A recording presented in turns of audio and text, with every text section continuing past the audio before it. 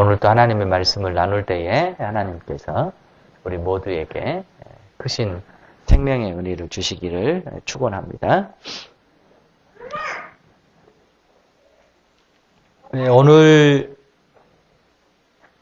말씀의 제목은 능력 후에 오는 시험이다. 그렇게 제목을 붙여봅니다.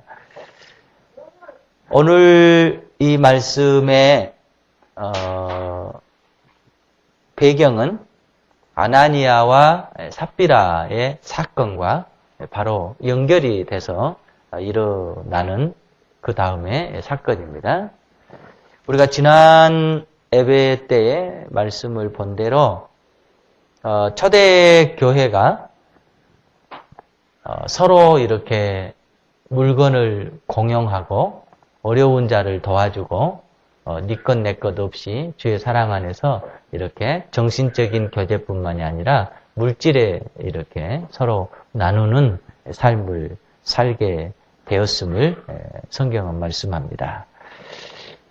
그런 와중에 바나바는 진실로 자신의 모든 소유를 다 팔아서 주의 성도들을 섬겼는가 하면 반대로 아나니아와 삽비라는 외형적으로 보면 아주 좋은 모습이었지만 내형적으로 보면 일부를 숨겨서 자신의 이렇게 명예도 없고 또 물질도 이렇게 뒤로 챙기는 그런 어떻게 보면 아름답지 못한 모습 가운데 하나님께서 참 불행하게도 아나니아와 삽비라의 목숨을 걷어갔어요. 사실 이 모습은 지금 우리가 생각하기에는 그렇게 이해가 되질 않아요. 그냥 안 판 사람도 있는데 팔아서 이렇게 했어요. 그런데 그 거짓말을 좀 했다고 해서 한 사람도 아니고 두 부부의 생명을 앗아가는 모습은 지금 우리로서는 잘 이해가 되지 않지만 하나님께서는 당시에 초대교회 때 초대교회에 하나님의 나라를 잡아가고 하나님의 역사를 이루어가기 위한 특단의 한 조치였다라고 우리가 이해해 범직합니다. 그래서 이제 이 사건이 주위에 있는 사람들에게는 굉장히 두려움으로 다가왔어요. 그래서 그 희생의 결과로 12절에 보면은요, 사도들의 손을 통하여 민간에 표적과 기사가 많이 일어나매 믿는 사람이 다 마음을 같이하여 솔로몬 행각에 모이고, 그 다음에 13절에 보면은요, 그 나머지는 감히 그들과 상종하는 사람이 없으나 백성이 칭송하더라. 그리고 14절에 보면은요, 주께 믿고 주께로 나오는 자가 더 많으니 남녀의 큰 무리더라. 그래서 두 생명이 희생을 당했어요. 그런데 그 희생의 결과로 온 교회가 하나님 앞에 다시 영적으로 자각을 하게 됩니다. 그리고 보면은 사람들이 마음을 같이 했어요. 그리고 믿고 주께로 나아오는 사람들이 더 많아졌다. 그러니까 희생의 결과는 있었지만 그 결과로 인해서 교회가 다시 잠시나마 흩어졌던 영적인 분위기가 다시 하나로 합쳐지게 되었고, 그 다음에 하나님의 말씀은 다시 증거되게 되었고, 또 주위에 믿는 사람들의 숫자는 더 많아지게 됐다고 성경은 말씀합니다. 그러니까 희생이 있었음에도 불구하고 그 희생에 반해서 초대교회가 다시 더 이렇게 발전하고 있는 모습을 성경은 말씀하고 있습니다. 그런데 이제 이렇게 주를 믿는 사람들이 많아지고 하나님을 경외하는 사람들이 많아지니까 17절에 보니까요.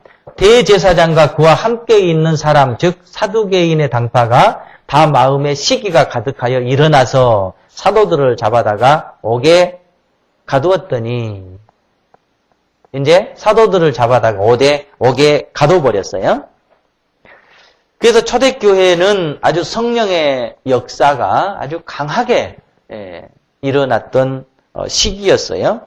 그런데 그에 반해서 어떻게 되냐면 반대로 성령을 거스리는 사탄의 역사도 아주 강하게 나타나고 있는 것을 우리가 보게 됩니다. 그것이 사도들이 투옥을 되게 됩니다. 18절에 보니까 그렇죠. 사도들을 잡아다가 옥에 가두었다. 그러니까 이들을 중심으로 해서 기독교의 하나님의 말씀이 예루살렘을 중심으로 해서 막 번져 나가게 되니까 당시에 유대교의 지도자들이 이들을 옥에 가두게 됩니다. 그러니까 어떻게 보면 사도들은 성령의 역사에 이끌려가고 있고 그 다음에 이를 반대하는 대제사장들과 당시에 유대교 지도자들은 사탄의 역사를 이렇게 대변하고 있는 듯합니다. 그런데 이제 19절에 보니까요. 주의 사자가 밤에 옥문을 열고 끌어내어 이르되 그러니까는 사도들을 중심으로 해서 복음은 증거돼요. 그래서 그 복음을 반대하려고 대제사장들 이하 율법학자들은 사도들을 옥에다 가뒀어요. 그런데 주의 사자가 이들을 다시 옥에서 끌어내요. 이건 아주 초자연적인 힘으로 이렇게 끌어내죠. 그러고 보면 우리 20절 같이 한번 읽어볼까요? 가서 성전에 서서 이 생명의 말씀을 다 백성에게 말하라 하매. 백성에게 말하라. 그러니까 여러분 한번 상상해 보세요. 옥문은 이렇게 잠겨 있어요. 그 안에 사도들은 들어가 옥에 갇혀 있어요. 그런데 지키는 사람들은 모르는 거예요. 그런데 주의 사자가 사도들을 옥 밖으로 끌어내요.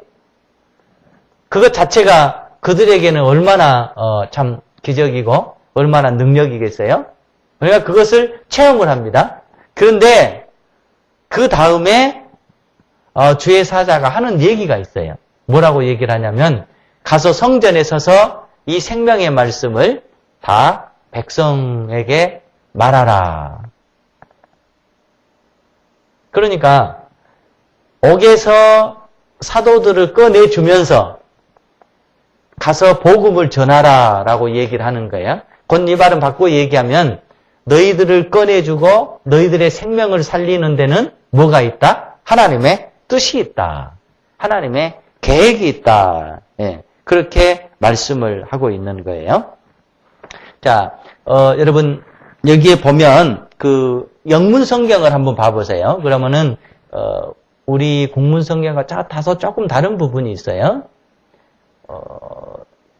20절 제가 읽을게요. Go stand in the temple courts, he said, and tell the people the full message of this new life. 이렇게 돼 있죠. 예, 여기를 한번 보시도록 하십시다.